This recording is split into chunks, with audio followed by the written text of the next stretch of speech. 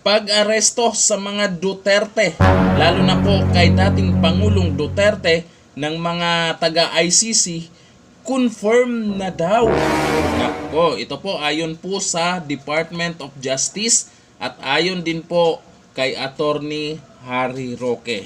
Ito ang may pinakamalaking katanungan. Sino ba ang Pangulo natin? Sino ba ang masusunod? Kasi paulit-ulit na sinasabi ni PBBM na hindi daw niya papayagan o hindi niya pinapayagan yung ICC na manghimasok dito sa Pilipinas. Paulit-ulit niyang sinasabi. Pero ngayon magugulat na lang tayo. May nagsabi na tapos na yung investigasyon at warrant na lang yung hinihintay. No. Anyari, kung iba yung gumagawa ng paraan diyan, ibig sabihin ay nakakalusot sa pangulo 'yan. 'Di ba? Nakakalusot kung hindi man kasama o hindi man plano ni PBBM 'yan, hindi man siya kasama diyan, ibig sabihin nalulusutan siya. Ibig sabihin hindi siya ang nasusunod. 'Di ba? Ito, panoorin po natin ang video.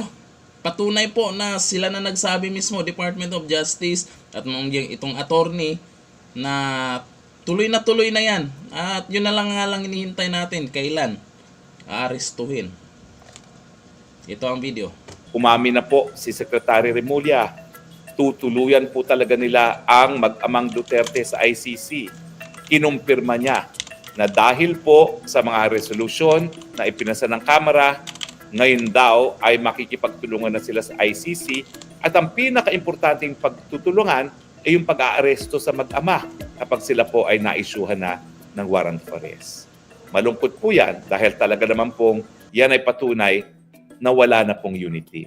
Dahil paano naman makiki-unity team pa ang mag-amang Duterte na makiki-cooperate na ang Marcos administration sa ICC para sila dakapin at ikulong sa ICC. Ang sa akin lang, bakit ba kasi ginawa pa ito na nanggulo?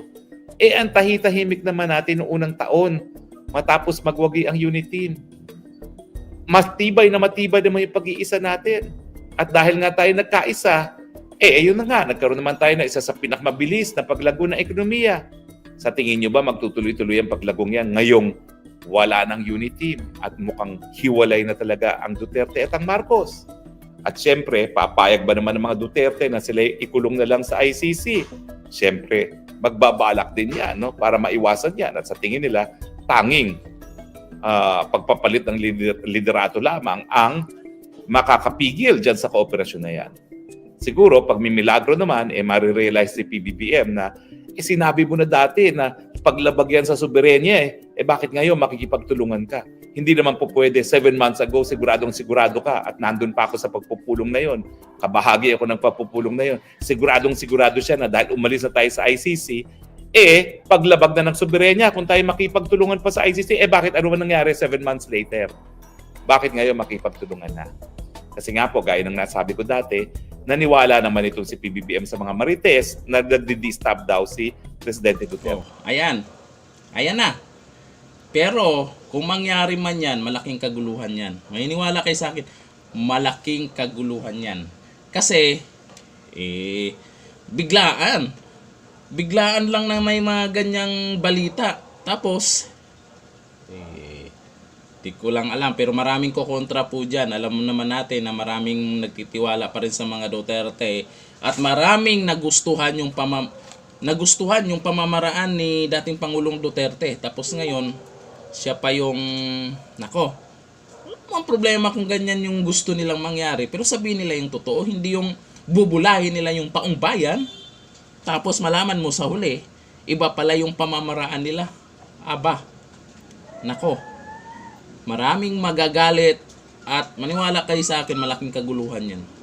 Malaking kaguluhan po ang mangyayari dyan. Kayo, anong masasabi nyo po dito? Comment down below. Hanggang dito na lang. Thank you. Bye-bye.